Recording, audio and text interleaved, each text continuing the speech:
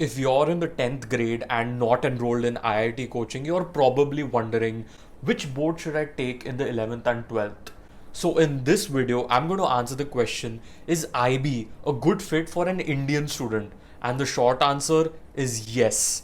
Definitely yes, even if you're studying in an Indian college after, but only if you can afford it. And that's one of the biggest cons of IB, is that it's so expensive and definitely not worth a loan. So let's get to it.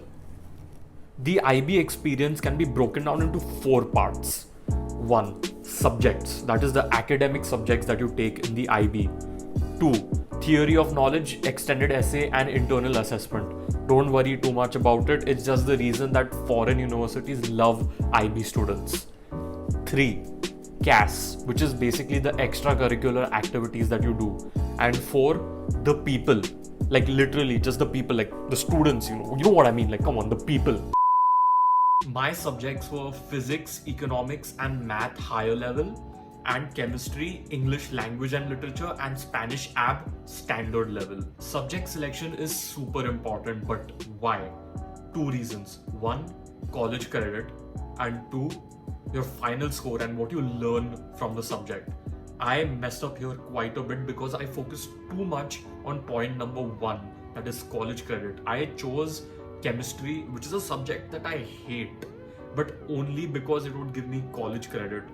And the thing is, I didn't get any college credit for it, surprisingly. I didn't get a 7, which is full marks in the IB, and I didn't learn anything from it. I didn't think about whether or not I actually want to learn chemistry or it's actually going to add value to my life. I'm actually going to learn something from it. And that is why the second point is so important, which is your final score and your learning from the subject.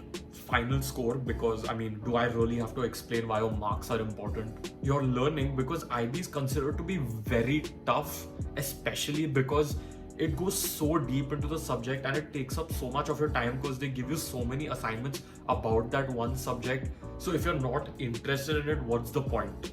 Right? So you should take subjects that you think are worth the time and effort. On that note, I recommend taking a foreign language, which is actually going to help you more than taking Hindi will in the long run. I also recommend that if you're good at math, take Math HL. Math SL does not give college credit, and it's pretty similar to Math HL, which is higher level. College credit is especially important when you're thinking about studying in the US.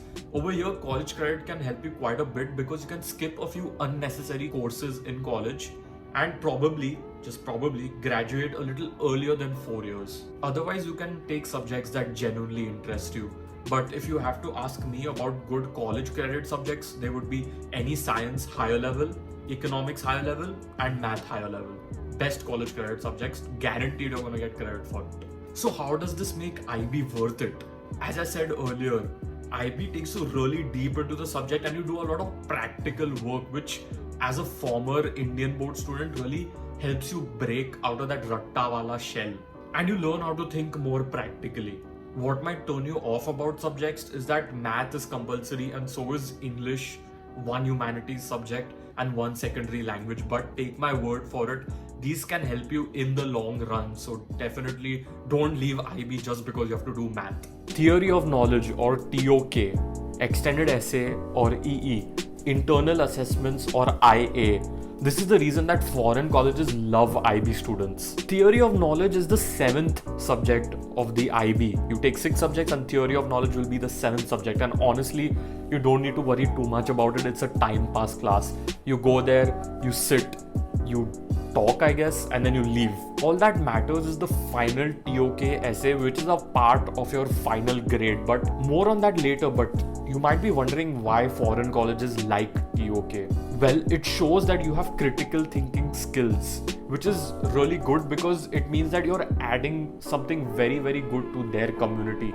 And especially in college, if you take this subject seriously, it can really help you because in college you'll be required to write a lot of papers, and this basic TOK knowledge can really help you craft a good thesis. It's just a philosophy type discussion class, don't worry too much about it. Extended essay is a final project that you do on one subject that you really want to. Ideally, that subject should be your HL subject or a higher level subject.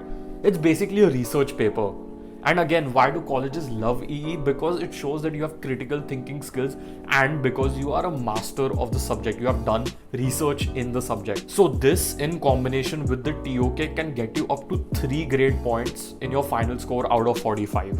Internal assessment or IA is a mini research paper you do for each subject that you have taken. And it's not that tough, so don't worry too much about it. So why do colleges like it? Same reason as EE. And this adds to your individual subject grade, and that is out of 7. And for English and your second language, could be a foreign language, you don't have like a research paper, of course, but you have written tasks and oral assignments, which are quite easy. So, don't worry too much about them. So how does this make IB worth it? Well, as I said earlier, it sharpens your critical thinking skills, which are super essential in the long run. And if you genuinely like a subject like economics, it's going to be a whole lot of fun for you. And again, as a former Indian board student, it really helps you think practically. Now, what might turn you off about the EE and the IA and the TOK? Well, it's the main reason why IB is considered so tough. It takes up so much time of your life.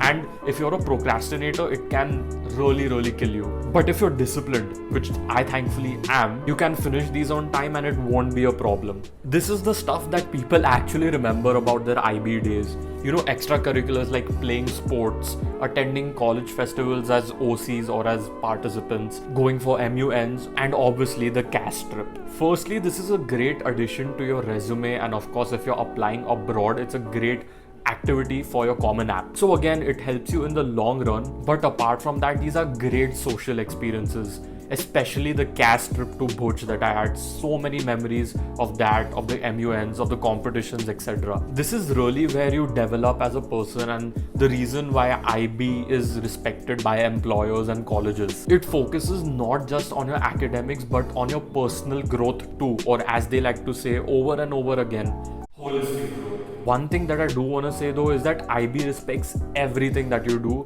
including your passions. When I was in the ICSE, I was very big on stand-up comedy.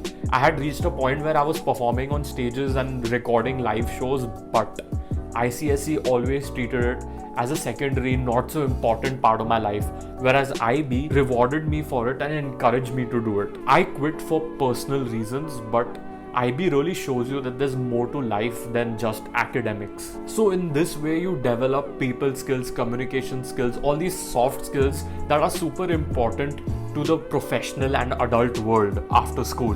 There's honestly nothing that can turn you off about CAS except for the fact that you have to write a few reflections on the activities that you do. This section is not part of the curriculum, obviously, and it's very specific to India. The people who take the IBDP are among the most ambitious people you will ever meet.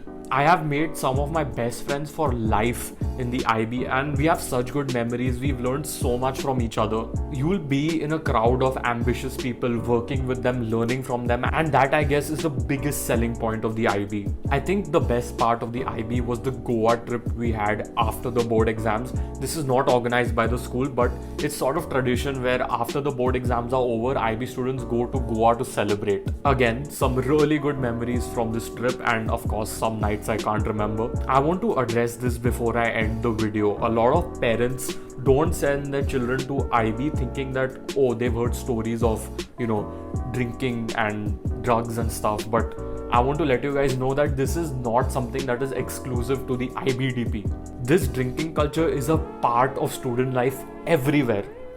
Ultimately, all of this is a choice. There were students in my batch, so many of them, who abstained from doing all this. So ultimately, it's a choice. IB is just a bit more open about these problems and deals with them in a healthy way. So if you're someone who thinks they'd enjoy being in a crowd of people who are smarter than you, then IB is definitely for you. As I said earlier, the biggest con of IB is that it's so damn expensive. I wouldn't recommend taking a loan or compromising your finances to pay for it. The point of this video was not to give you any FOMO. You don't need the IB to become a developed person, so don't get any FOMO. But overall, the IB has made me a very hardworking and productive person. Once you conquer the beast that is the IB, college is nothing for you. No amount of work feels tough, and even if you have a lot of work, You learn how to balance it with your life. Basically, you learn to be a functioning and healthy adult. Indian colleges will not give you IB credit, but this mentality that you go in with will really benefit you even over there. So, if you like a challenge and can give 70% of your day to something and want to become a more developed person while having fun, IB is definitely for you. It's a great fit for you. If you have any more questions, all my handles are in the description. You can always contact me and I can help you out. I'll try my best to help you out. Anyway, I'll see you guys in the next one.